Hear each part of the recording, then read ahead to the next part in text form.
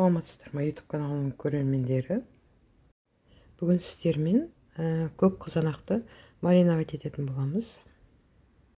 Бұл қызанақтар үйдің бақшасынан шыққан соңғы қазан қызанақтары.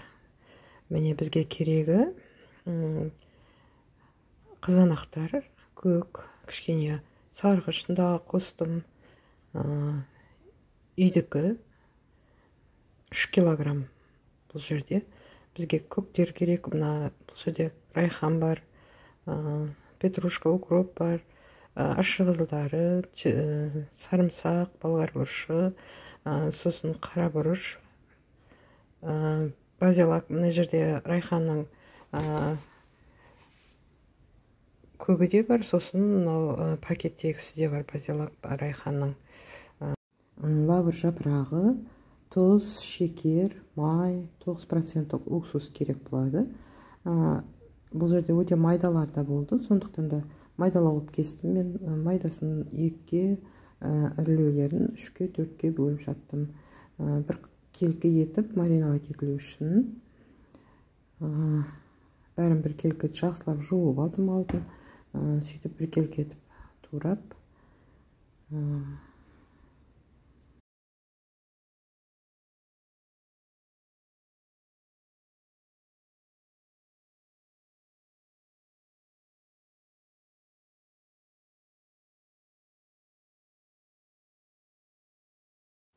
Міне қызанағымызды турап болдық. Енді болгар бұрышын, көктерімізді, сарымсақтарымызды бөлетін боламыз. Бұл жерде болгар бұрышынан 3-4 дана ғана қостым, ірілеу етіп.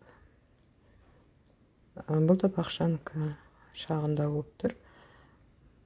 4 данасын қостым.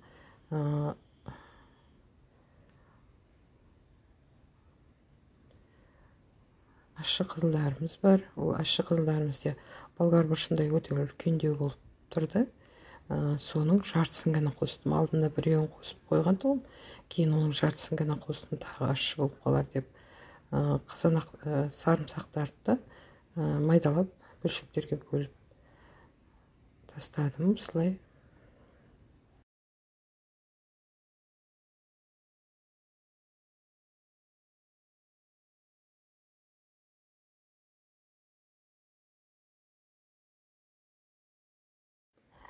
Бұл жерде айттым жаңа, болгарскийдің кейбіреулері ащы болып қалған. Соларды біреуін турап едім, көп болып кетеді ме деп жартысын турадым. Міне майдалап укропты, аскөкті, райханды, ақжелкен, петрушканы қостым. Бәрін майдалап осылай турап алдым.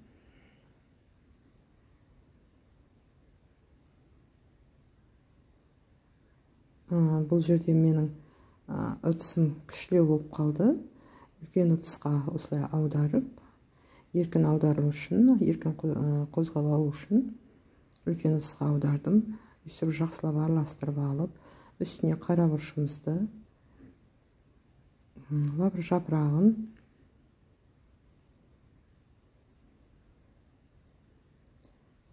құрғақ райханымызды да қостым. Бұл жерде майымыз бар. Тұздан 4 қасық қостым. 3 қасық қоссаңыздар да болады негізі.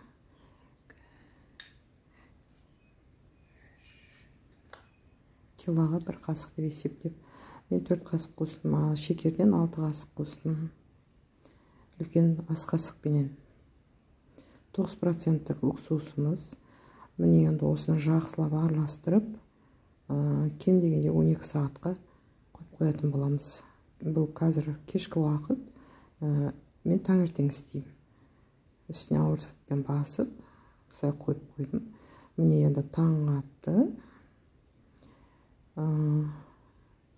Суы керемет шыққан, әдемі болып. Енді осыларды банкілерге бөлшектеп құйып, ыдысымызда сыртынан қайнататын боламыз. Менің осы 3 киломнан 1 литрлік 4 банка шықты. соңынан қалған судың бәрін үстіне еселеп құйып 4 банка таза шықты осыдан 3 килограммнан.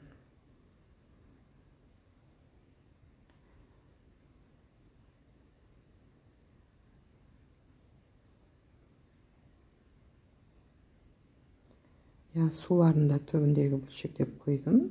Міне ыдысымызға түбіне орамал тастадым. Сөйтіп шағын кастрюльге болатын. 4-еуі как раз тиді. Салқын суды құйып қайнататын боламыз. Суды банкының иығынан құямыз. Қатты қайнаған кезде кішкене орташа отын басып қоямыз. Тым қатты қайнауға болмайды.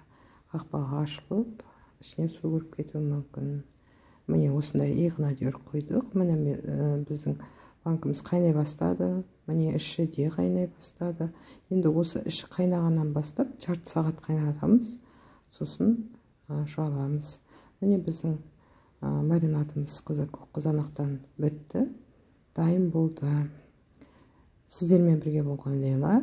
Видеоның соңына дейін көріп, лайк басып, комментарий жазып, каналға тіркеліп отырыңыздар.